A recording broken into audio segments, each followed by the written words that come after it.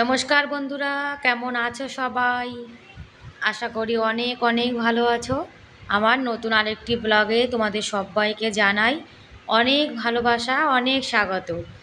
আজকে নতুন একটি ভিডিও শুরু করেছি, আর ভিডিওটা না টেনে পুরো দেখো। আশা করি তোমাদের ভালো লাগবে। আর শুরুতেই বলছি, প্লিজ একটা লাইক করে ভিডিওটি কন্টিনিউ করো। আর আজকে ইউটিউবার একটা দিদিভাই আছে, তার সম্বন্ধে না আজকে আমি কিছু বলতে চাই, যার জন্য তোমাদেরকে বলছি প্লিজ তোমরা ভিডিওটি স্কিপ না করে পুরো ফুল দেখো। আর যদি ভালো লেগে থাকে তোমাদের একটু হলেও, তাহলে লাইক করে দিও। আর গাছের ডালে দেখো ময়ূর বসে রয়েছে, এই ময়ূরটা কিন্তু এখানেই থাকে। মানে এই গাছটাকে ও নিজের বাড়ি বানিয়ে নিয়েছে। আর আমাদের ঘরের সামনে যে ছোটো মোটো একটি নিম গাছ আছে, একটু সবুজ, সেগুলো দেখবে সবুজ দেখতে কিন্তু সবারই ভালো লাগে। যার জন্য মাঝে মাঝেই না ভাবছি ভিডিও শুরুতে তোমাদেরকে একটু এই যে আমাদের যে সবুজ আছে সেটুকু তোমাদের সঙ্গে একটু শেয়ার করতে চাই। বাইরেটা কিন্তু ঝাড় দেওয়া হয়ে গেছে। আর আমরা সকালে স্নান করে যেটুকু মানে জামা কাপড় মানে যা পরে স্নান করেছিলাম সেগুলো ধুয়ে দিয়েছি। আর দেখো ময়ূর চলে এসছে জল খেতে। এই যে একটা মাটির পাত্র, এটাতে না জল রয়েছে। ময়ূর যে কোনো পাখি মাঝে মাঝে কিন্তু এখানে জল খেতে আসে। আর এখন গরমের সময় তো একটু জল দিলে কিন্তু ওদের ভালো হয়। আর এই মটকাটা একটা কাপড় ভিজিয়ে রেখেছি, রাত্রেবেলা বাইরে ছিল, যার জন্য জলটা কিন্তু খুব সুন্দর ঠান্ডা হয়ে গেছে। আর দেখেছো একের পর এক পাখি এসে কিন্তু জল খেয়ে যাচ্ছে। তারপরে আমি ফ্রেশ হয়ে স্নান টান করে চলে এসেছি। আর বাইরে কিন্তু ভালোই রোদ্দুর উঠেছে। এখন জানো তো 7টা 8টার সময় কিন্তু খুব মানে রোদ্দুরের তাপ হয়ে যায়, বাইরে তো একদম যাওয়াই যায় না। মে, জুন আর জুলাই এই 3টে মাস কিন্তু খুব গরম পড়বে। আর গরম পড়বে কি আর করা বলো, সংসারের কাজ তো করতেই হবে। শীত যতই হোক, গরম যতই হোক, কাজ তো আমাদের করতেই হয়। দেখো বন্ধুরা, ফ্রেশ হয়ে স্নান করে চলে এসেছি। আর তোমাদেরকে দেখাবো, দেখো আমি শাখা পড়েছি, কেমন লাগছে আমাকে? আজকে বাঙালি বউ হয়ে গেছে, ভালো লাগছে না? আর দেখবে এরকম হাতে পড়লে কিন্তু হাতটাও দেখতে সুন্দর লাগে, তাই না? এমনি চুড়িতে কিন্তু হাত অত সুন্দর লাগে না যতটা শাখা পলাতে ভালো লাগে। একদিন দিদিভাই আমাকে একদিন বলেছিল, তাই ভাবলাম যে অনেকদিন পড়ি না, আজকে একটু পড়ি। দেখো কেমন লাগছে। কী বলো তো, আমাদের এখানে সবাই পড়ে না তো, যার জন্য আমারও পড়া হয় না। বলো আমাকে এগুলো শাখা পড়া পরে আমাকে কেমন লাগছে, তোমরা কিন্তু কমেন্ট করে অবশ্যই জানাবে। ঠিক না মানে ঠিক আছে, তোমরা কিন্তু কমেন্ট করে অবশ্যই জানাবে যে কেমন লাগছে পরে হাতে। এই দেখো বাঙালি বউ। এখন রান্নাবান্না করবো, একটু সয়াবিন করবো, মুসুরির ডাল করবো, আর ভাত খাবো সকালে। আমার বর বলছে আজকে ভাত খাবে, রুটি খাবে না। আর এখন তো খুব গরম পড়েছে, সকালে যদি মানে রুটি বানাই, আবার রাত্রিরে দুপুরে ভাত করব, আবার রাত্রিরে রুটি করব, খুব ঝামেলা। যার জন্যে আমার বর বলেছে সকালে আর মানে দুপুরে একবারে ভাত করে রাখো, তাহলে ভালো হবে, গরমে বারবার রান্না করতে হবে না। তো ভাবলাম যখন বলেছে, আর বস্তাটা থেকে চাল না এই বালতিটাতে ঢেলে রাখতে হবে। আর এই বস্তাগুলোর মধ্যে গম রয়েছে, আমরা রেশনে যে গম পাই সেগুলো কিন্তু এরকম বস্তার মধ্যে ভরে রেখে দিই। আমার রেশন কার্ডটা না আমি এখানে ট্রান্সফার করে নিয়ে এসেছি। তারপরে আমার রেশন কার্ডে আমি অনেক গম পাই, সেগুলো আমরা রেখে দিই। সেগুলো কিন্তু মাঝে মাঝে ধুয়ে আমার বর পিষে নিয়ে আসে, তাহলে আমাদের আর গম কিনতে হয় না।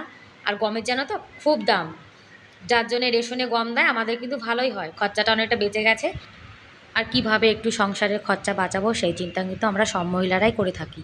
আর মধ্যবিত্ত পরিবারে কিন্তু একটু সংসার খরচা বাঁচিয়ে চলাটাই কিন্তু স্বাভাবিক।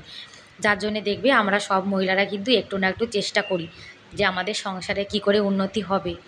আর এর মধ্যে কিন্তু কারেন্টও চলে গেছে, যার জন্যে কিন্তু আবার গ্যাসে বসিয়ে দেবো। এখন ভালো কারেন্ট দিচ্ছে না, আজ সয়াবিন করব। আর ভাতটা জানো তো গ্যাসে বসিয়েছি, যখন মানে ভাতটা ফুটে গেছে তখন গ্যাসটা অফ করে দিয়েছি।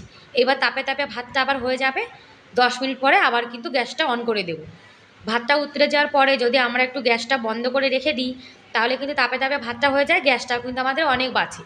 তা নাহলে গ্যাসে যদি আমরা লাগাতার ভাত করতে থাকি, তাহলে দেখবে অনেকটা গ্যাস কিন্তু শেষ হয়ে যায়। যার জন্য তোমরা এরকম করবে, দেখবে গ্যাস কিন্তু অনেক বাঁচে। আর একদম নিরামিষভাবে সয়াবিন করব, শুকনো লঙ্কা জিরে বেটে দিয়ে, আর একটু গরম মশলার গুঁড়ো দিয়ে দেবো, নিরামিষভাবে। আমাদের গোপাল সোনাও তো খাবে। আর এই যে একজন দেখো বউ রান্নাবান্না করছে, যার জন্য কিন্তু ঘর ঝাড় দেওয়া শুরু করেছে। কী জানো তো, সকালে আমরা গোপালের রান্নাবান্না করে সেবা দিই তো, যার জন্য কিন্তু আমি ঘরের কাজটা করার আগে আগে কিন্তু আমি মানে বাসি ঘর ঝাড় দিয়ে তারপরে গোপালের রান্না করি। কিন্তু এরা বাবা ছেলে এই ঘরে ঘুমিয়েছিল, যার জন্য এই ঘরটা আমার ঝাড় দেওয়া মানে হয়নি। কেউ ঘুমিয়ে থাকলে তো ঘর ঝাড় দিতে নেই, যার জন্য দেখো এনারা দুজন ঘুম থেকে উঠে ঘর ঝাড় দেওয়া শুরু করেছে। ভাবছে ওনাদের জন্যই তো আমার ঘরটা ঝাড় দেওয়া হয়নি। আর সংসারটা কিন্তু দুজনের, আর দুজন যদি কাজে একটু সাহায্য না করি সংসারের কাজে, তাহলে কি করে চলবে? সংসার যখন দুজনে, তা কাজটা কিন্তু মিলেমিশে করে নেয় কিন্তু ভালো। তাই না বন্ধুরা? তোমাদের কি মনে হয়? কাজ করতে করতে গরম লেগে গেছে, যার জন্য ভাবছি একটু জল খাবো। আর গ্লাসে না আগের একটু জল ছিল, যার জন্য জলটা চেক করলাম যে কোনো ময়লা থাকলে খাবো না। কোনো জল দেখবে গ্লাসে কিন্তু আলগা রাখলে খেতে নেই, কেননা কিছু না কিছু নোংরা দেখবে পড়ে থাকে, যার জন্য আমার বর না বাটি দিয়ে ঢেকে রেখেছিল। আর একজন বসে রয়েছে, গোপালের রান্না কখন হবে তারপরে সেবা দেব। আর একটা প্যাকেটে যেন তো সয়াবিন ছিল, ওই যে ছোটো ছোটো যে সয়াবিনগুলো, তা ভাবলাম একটা ডাব্বাতে ঢেলে রেখে দিই, কেননা প্যাকেটটার মুখ তো খুলে ফেলেছি।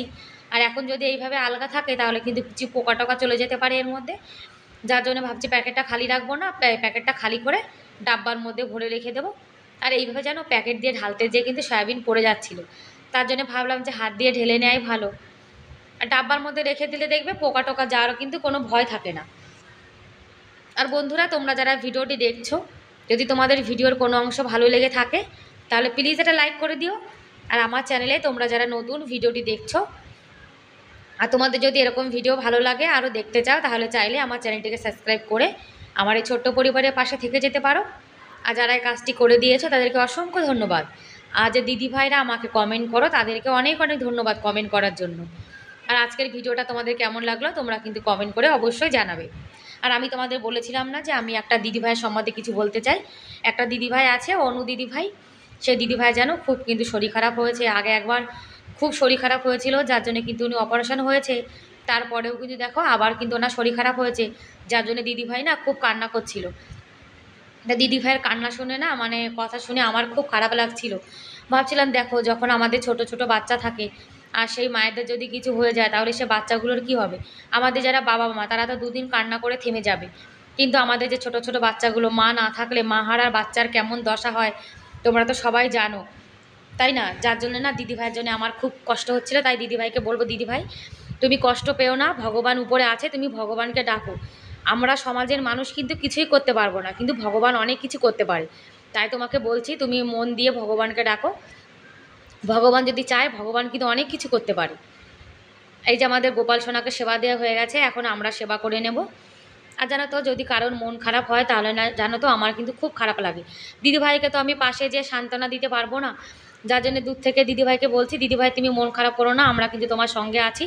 আর তুমি কোনো চিন্তা করো না, আজকাল কিন্তু আমাদের ডাক্তার সমাজ কিন্তু অনেক মানে সব কিছু করতে পারে। ভগবানের পরে কিন্তু আমরা ডাক্তারকে বিশ্বাস করি, তাই তুমি ডাক্তারের পরে বিশ্বাস রাখো, তুমি ঠিক হয়ে যাবে। খাওয়া দাওয়ার পরে বাসন টাসন মেজে রান্নাঘর কিন্তু সুন্দর করে গুছিয়ে নিয়েছি। আর রান্নাঘর যেন তো এলোমেলো থাকলে আমার না একদমই ভালো লাগে না, যার জন্য খাওয়া দাওয়ার সঙ্গে সঙ্গে বাসন মেজে রান্নাঘরটা গুছিয়ে রেখে দিই। আর এদিকে চার পায়ের কভারটা জানো তো অনেক দিন হয়ে গেছে, 7-8 দিন ধোয়া হয় না, তাই ভাবলাম চার পায়ের কভারটা ধুয়ে দিই। আর দেখো, বেড কভারটা যদি না থাকে তাহলে চার পায়েটা কিন্তু একদমই দেখতে ভালো লাগে না, দড়ি দড়ি বের করা থাকে তো। আর এই যে মানে খাটটা, এখানে কিন্তু মাঝে মাঝে আমরা একটু বসি, চা খাই, আমার ছেলে এখানে বসে মাঝে মাঝে বই পড়ে, যার জন্য এই বেড কভারটা কিন্তু সবসময় একদম এলোমেলো হয়ে থাকে।